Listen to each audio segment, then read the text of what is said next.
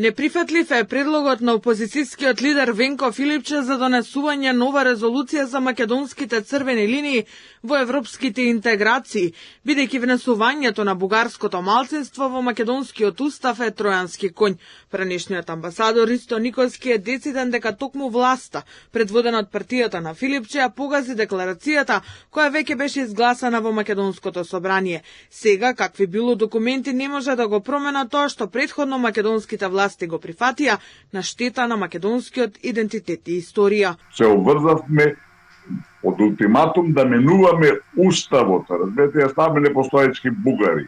Значи, оваа резолуција е апсолутно игнорирана, не само што е игнорирана, него се оди на нешто што е нелегално и така натака и неприфатливо. И не само тоа. За нас моментално не е воопшто клучен проблем промената на уставот.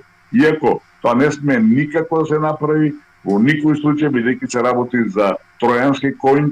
Според тоа, овие зборови на лидерот на опозицијата се апсолутно неприфатливи, тоа е на чиста лага и мислам дека премиерот на еден убав начин дури доста возбржан му одговори. Според поранешниот амбасадор, тактика на власта е преку преговори со челници во Брисел да се бори со аргументи кои се на македонска страна. Суштината е дека клучно е во животот, во дипломатијата, во политиката да се спречи, а не да се лечи. А ова што предлага опозицијата е ние да влеземе, не така да се разболиме, пак се лечиме. Мислам дека е тоа пред тактика на власта, бидејќи таа е свесна дека Брисел нема ништо да промени. Сите пораки кои доаѓаат таму се многу јасни. Земавте обврски, исполнете ги. И знаете, ако сте земале обврска, или ќе ја исполните, или ќе ја откажете. Затоа Македонија нема друг излез, отколку да го откаже вториот протокол.